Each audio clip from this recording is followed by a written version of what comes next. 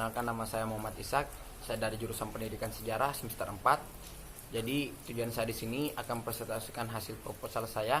Jadi proposal saya itu berjudul upaya meningkatkan minat siswa pada mata pelajaran sejarah melalui pendekatan saintifik.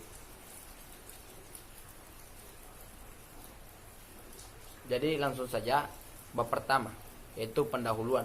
Jadi pendahuluan di sini adalah latar belakang. Pembelajaran adalah hal yang sangat penting untuk dipahami oleh siswa, sehingga pembelajaran membutuhkan suatu metode yang dapat menimbulkan situasi pembelajaran yang bermakna sehingga tidak menimbulkan kebosanan dalam diri siswa. Proses pembelajaran yang berhasil adalah ketika adanya timbal balik antara siswa dan guru. Mengapa seperti itu? Supaya terciptanya diskusi yang baik dan siswa mempunyai niat untuk belajar. Oleh karenanya, guru harus menggunakan metode pembelajaran yang sesuai dengan keadaan objektif siswa, agar kemudian dapat dipahami oleh siswa. Ketika metode pembelajaran yang digunakan oleh guru menarik, maka pembelajaran semakin efektif dan siswa tidak mudah bosan dengan mata pelajaran sejarah. Dari permasalahan di atas, sebenarnya kekurangan guru adalah dari model pembelajarannya, yang dimana model pembelajaran yang digunakan oleh guru tidak efektif sehingga membuat siswa cepat bosan. Jadi di sini ada identifikasi masalah, yaitu identifikasi masalah di sini ada 3 poin. Yaitu yang pertama, siswa kurang memahami apa yang disampaikan oleh guru, siswa cenderung bosan pada mata pelajaran sejarah, kurangnya minat belajar siswa pada mata pelajaran sejarah. Jadi di sini ada rumusan masalah, ada 3 poin. Yang pertama, bagaimana proses pembelajaran saintifik, bagaimana kekurangan dan kelebihan pembelajaran saintifik, bagaimana cara memahami dan meningkatkan pemahaman siswa tentang mata pelajaran sejarah di SMA Negeri 9 Bulukumba melalui pembelajaran saintifik. Jadi selanjutnya tujuan penelitian.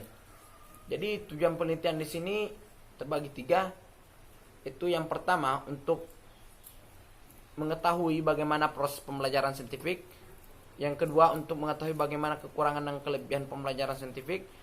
Yang ketiga untuk mengetahui bagaimana cara meningkatkan pemahaman siswa tentang mata pelajaran sejarah di SMA Negeri 9 Bulukumba melalui pembelajaran saintifik. Jadi di sini manfaat penelitian. Jadi manfaat penelitian di sini terbagi ada 3, yaitu ada yang pertama itu bagi guru, yang kedua bagi siswa, yang ketiga bagi sekolah. Jadi saya jelaskan yang pertama, yaitu bagi guru. Diharapkan mencari acuan agar proses pembelajaran tidak monoton dan dapat menerapkan model pembelajaran yang bervariasi sehingga menciptakan proses pembelajaran yang bermakna bagi siswa, khususnya pada mata pelajaran sejarah. Jadi selanjutnya itu poin kedua, yaitu bagi siswa. Diharapkan dengan adanya beberapa model pembelajaran yang divariasi yang diterapkan oleh guru dapat meningkatkan pemahaman siswa dan keseriusan siswa dalam pelajaran sehingga terciptanya situasi yang nyaman antara guru dan siswa. Yang ketiga, poin ketiga bagi sekolah. Diharapkan dengan adanya penelitian ini dapat menjadi bahan acuan dan pertimbangan bagi sekolah untuk mengetahui dan menerapkan beberapa model pembelajaran di sekolah, khususnya di SMA Negeri 9 Bulukumba. Bab 2, landasan teori. Poin pertama, pengertian siswa. Jadi saya akan jelaskan apa itu siswa. Jadi siswa merupakan pelajar yang duduk di meja belajar seterata sekolah dasar maupun menengah pertama. Sekolah menengah ke atas, siswa-siswa tersebut belajar untuk mendapatkan ilmu pengetahuan dan untuk mencapai pemahaman ilmu yang telah didapat di dunia pendidikan. Siswa atau peserta didik adalah mereka yang secara khusus diserahkan oleh kedua yang orang tuanya untuk mengikuti pembelajaran yang diselenggarakan di sekolah dengan tujuan untuk menjadi manusia yang berilmu pengetahuan, berpengalaman, berkepribadian, berakhlak mulia dan mandiri. Jadi Siswa juga dapat dikatakan sebagai murid yang atau pelajar. Ketika berbicara siswa, maka pikiran kita akan tertuju kepada lingkaran sekolah. Jadi siswa tersebut belajar untuk mendapatkan ilmu pengetahuan dan untuk mencapai pemahaman ilmu yang telah didapat dunia pendidikan. Siswa atau peserta didik adalah mereka yang secara khusus diserahkan oleh kedua orang tuanya untuk mengikuti pembelajaran yang diselenggarakan di sekolah dengan tujuan untuk menjadi manusia yang berilmu pengetahuan, berakhlak, berpengalaman, berkepribadian baik, dan mandiri.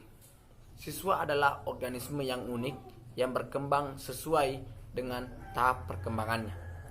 Perkembangan anak adalah perkembangan seluruh aspek kepribadiannya. Akan tetapi, tempo dan irama perkembangan masing-masing anak pada setiap aspek tidak selalu sama. Hal yang sama, siswa juga dapat dikatakan sebagai sekelompok orang dan usia tertentu yang belajar baik secara kelompok atau perorangan. Siswa juga dapat dikatakan sebagai murid atau pelajar. Ketika berbicara siswa, maka pikiran kita akan tertuju kepada lingkungan sekolah.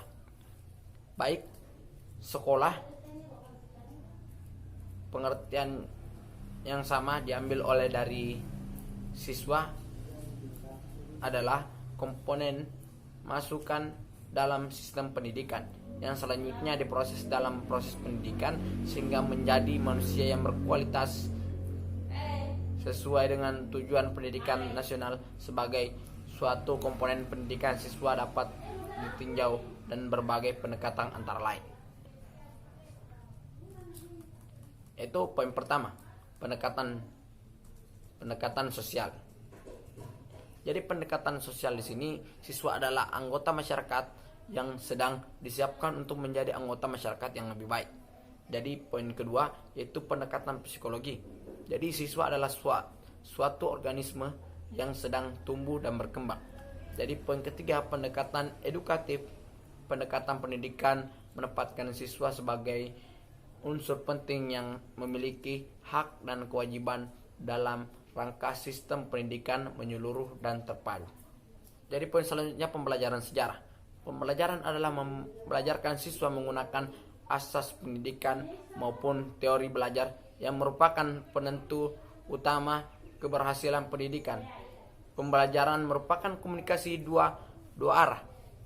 Mengajarkan dilakukan pihak guru sebagai pendidikan, sedangkan belajar dilakukan oleh peserta didik. Sedangkan menurut Sugihartono, pembelajaran sebagai suatu aktivitas mengorganisasi atau mengatur lingkungan sebaik-baiknya dan menghubungkannya dengan anak didik sehingga terjadi proses pembelajaran. Tidak hanya lingkungan ruang belajar, tetapi juga meliputi guru, alat peraga, perpustakaan, laboratorium, dan sebagainya. Sementara sejarah adalah rekonstruksi masa lalu. Rekonstruksi dalam sejarah tersebut adalah apa saja yang sudah dipikirkan, dikatakan, dikerjakan, dimasukkan, dan dialami oleh orang. Sejarah itu juga merupakan suatu ilmu yang mempelajari peristiwa dalam kehidupan manusia pada masa lampau. Sejarah banyak memaparkan fakta, urutan waktu dan tempat kejadian suatu peristiwa. Sejarah itu dalam wujudnya memberikan pengertian tentang masa lampau. Sejarah bukan sekedar melahirkan cerita dari suatu kejadian masa lampau, tetapi pemahaman masa lampau yang di dalamnya mengandung berbagai dinamika. Mungkin berisi problematika pelajaran bagi manusia berikutnya. Sedangkan menurut Dal Joeni mendefinisikan sejarah dalam dua arti, yaitu dalam arti luas dan arti sempit. Dalam arti luas, sejarah mewujudkan catatan tentang hal-hal yang pernah dikatakan dan diperbuat manusia. Dengan demikian sejarah dapat mencakup segalanya yang dibicarakan dalam ilmu-ilmu sosial. Sedangkan sejarah dalam arti sempit adalah yang membatasi diri pada sejarah manusia berdasarkan catatan yang tersedia sampai 5.000 tahun yang lampau. Jadi sejarah merupakan satu sistem yang meneliti suatu kejadian sejak awal dan tersusun dalam bentuk kronologi. Pada masa yang sama juga, sejarah adalah peristiwa masa lalu yang mempunyai catatan atau bukti-bukti yang saling berhubungan dan konkret. Pendekatan saintifik. Metode saintifik pertama kali diperkenalkan melalui ilmu pendidikan Amerika pada akhir abad ke-19 sebagai penekanan pada metode laboratorium formalistik yang mengarah pada fakta-fakta ilmiah. Menurut Fausia, pendekatan saintifik mengajak siswa langsung dalam menginferensi masalah yang ada dalam bentuk rumusan masalah dan hipotesis. Rasa peduli terhadap lingkungan, rasa ingin tahu dan gemar membaca. Dalam pelaksanaannya, siswa akan memperoleh kesempatan untuk melakukan penyelidikan dan inquiry, serta mengembangkan dan menyajikan hasil karya. Menurut Nur, pendekatan saintifik merupakan pendekatan pembelajaran di mana peserta didik diajak untuk melakukan, dalam artian melakukan proses pencarian pengetahuan berkenaan dengan materi pelajaran melalui berbagai aktivitas proses sains sebagaimana dilakukan oleh para ilmuwan dalam melakukan penyelidikan ilmiah, yang artinya peserta didik diarahkan untuk menemukan sendiri berbagai fakta, membangun konsep dan nilai-nilai baru yang diperlukan untuk kehidupannya. Metode saintifik sangat relevan dengan 3 teori belajar, yaitu teori Brunner, teori Piaget, dan teori Vygotsky. Teori belajar Brunner disebut juga teori belajar penemuan. Teori Piaget menyatakan bahwa belajar berkaitan dengan pembentukan dan perkembangan skema. Skema adalah suatu struktur mental atau struktur kognitif yang dengannya seseorang secara intelektual beradaptasi dan mengkoordinasi lingkungan sekitar. Skema tidak pernah berhenti berubah. Skemata seorang anak akan berkembang menjadi skemata orang dewasa. Proses yang menyebabkan terjadinya perubahan skemata disebut dengan adaptasi. Proses terbentuknya adaptasi ini dapat dilakukan dengan 2 cara, yaitu asimilasi dan akomodasi. Vygotsky dalam teorinya menyatakan bahwa pembelajaran terjadi apabila peserta didik bekerja dan belajar menangani tugas-tugas yang belum dipelajari, namun tugas-tugas itu masih berada dalam jangkauan kemampuan atau tugas itu berada dalam zone of personal development, daerah terletak atau tingkat perkembangan anak saat ini yang didefinisikan sebagai kemampuan pemecahan masalah di bawah bimbingan orang dewasa dan teman sebaya yang lebih mampu. Beberapa tujuan pembelajaran dengan pendekatan saintifik adalah: poin pertama, untuk meningkatkan kemampuan intelek, khusus kemampuan berpikir tingkat tinggi siswa. Yang kedua, untuk membentuk kemampuan siswa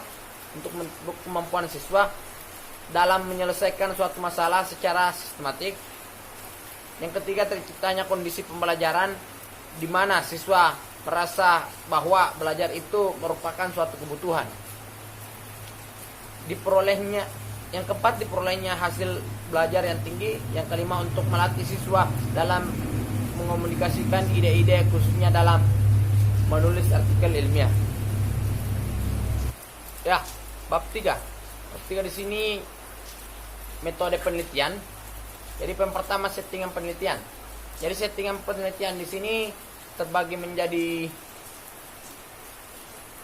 3, yaitu tempat penelitian, waktu penelitian, dan subjek penelitian. Jadi yang pertama itu tempat penelitian, yaitu tempat penelitian Semen Negeri 9 Bulukumba, Sulawesi Selatan. Yaitu waktu penelitian ini direncanakan pada bulan Januari dan Februari 2020. Yang ketiga, poin ketiga, subjek penelitian. Subjek dalam penelitian ini adalah siswa yang ada di kelas 11 IPS 3 SMA Negeri 9 Bulukumba dengan jumlah keseluruhan 20 siswa yang terjadi. Poin kedua dalam bab 3 ini prosedur penelitian, yaitu prosedur penelitian dapat dilakukan dengan beberapa tahap atau langkah-langkah seperti tahap perencanaan, tahap pelaksanaan, tahap observasi dan refleksi. Ya, adapun hal-hal yang dilakukan dalam tahap perencanaan adalah sebagai berikut. Poin A, meminta izin dari kepala sekolah guna memperoleh persetujuan dalam melaksanakan penelitian. Poin B, melakukan observasi terhadap subjek penelitian. Poin C, melakukan analisis standar isi untuk mengetahui standar kompetensi dan kompetensi dasar. Yang kedua, mengkaji masalah dalam pembelajaran sejarah. Poin E, menyusun program pembelajaran sesuai dengan kompetensi dasar atau menyiapkan rencana pelaksanaan pembelajaran atau RPP. Poin F, menyiapkan alat bantu mengajar lainnya. Jadi pelaksanaan tindakan. Adapun tindakan yang akan dilaksanakan pada tahap ini adalah sebagai berikut. Ada 4 poin. Yang poin A, mempersiapkan segala sesuatu yang diperlukan dalam proses pembelajaran. Poin B, menyusun urutan kegiatan yang akan dilaksanakan. Poin C, melakukan proses pembelajaran. Poin D, melakukan evaluasi atau menyimpulkan materi pembelajaran.